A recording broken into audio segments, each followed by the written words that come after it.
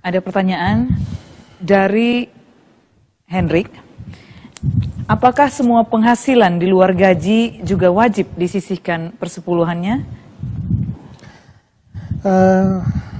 Biasanya kan kita menggunakan gaji ya sebagai standarnya. Kalau kita membaca ayat-ayat di dalam Alkitab, maka persembahan persepuluhan itu diambil dari hasil ladang mereka, hasil bumi mereka. Ya, yang tentunya saja tidak tiap bulan, ya kan? Tentu kapan panen dulu, ya, baru mereka memberikan persembahan persepuluhan. Misalnya dalam Ulangan 14, 22, 23, haruslah engkau benar-benar mempersembahkan sepersepuluh dari seluruh hasil benih yang tumbuh di ladangmu tahun demi tahun. Berarti setiap tahun. Persembahan persepuluhan dari gandummu, dari anggurmu dan minyakmu, ataupun dari anak-anak sulung lembu sapimu, kambing dombamu. Ya, berarti tumbuhan binatang. Imamat 27, 30, 32. Demikian juga segala persembahan persepuluhan dari tanah, baik dari tanah hasil benih, di tanah maupun dari buah pohon-pohonan. 32. Mengenai segala persembahan persepuluhan dari lembu sapi, kambing domba. Berarti hasil bumi maupun binatang. Nehemia 10, 37. Kami bawa persembahan persepuluhan dari tanah kami. Karena orang-orang Lewi inilah yang memungut persembahan persepuluhan dari segala kota pertanian. Hasil tani. Ya.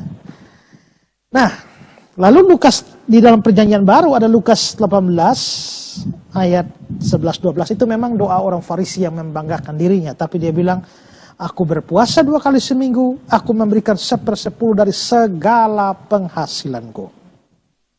Dari ayat-ayat ini kita bisa lihat bahwa persembahan persepuluhan itu ditarik dari penghasilan rutin mereka, karena mereka kerja di kebun, di ladang. Ya, dari penghasilan rutin mereka diambillah persembahan persepuluhan.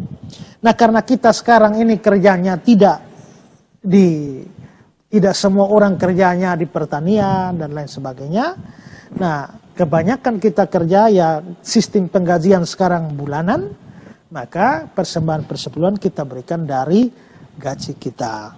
Tapi apakah hanya ada penghasilan dari gaji? Bagaimana di luar gaji? Ukurannya adalah rutin, tidak rutin. Kalau saudara kerja di kantor, saudara gaji. Tapi saudara ada pekerjaan lain, di mana tetap penghasilannya rutin.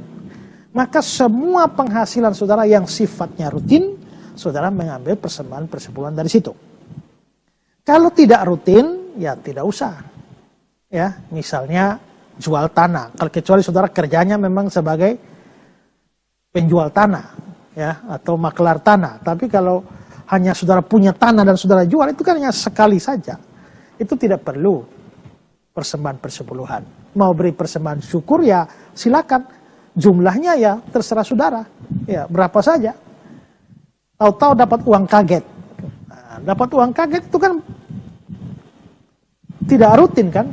Kalau rutin namanya bukan kaget lagi. Ya, itu sudah diduga. Ya, sudah pasti datang. Tapi kalau dapat uang kaget, nah itu tidak perlu memberikan persembahan persepuluhan. Mau beri persembahan syukur silakan, ya. Tapi dan karena itu juga maka anak-anak yang masih kuliah, yang dapat duit tiap bulan masih bergantung pada orang tua, gak perlu berikan persembahan persepuluhan kalau saudara belum mempunyai penghasilan. Jadi dari penghasilan yang sifatnya rutin. Ya.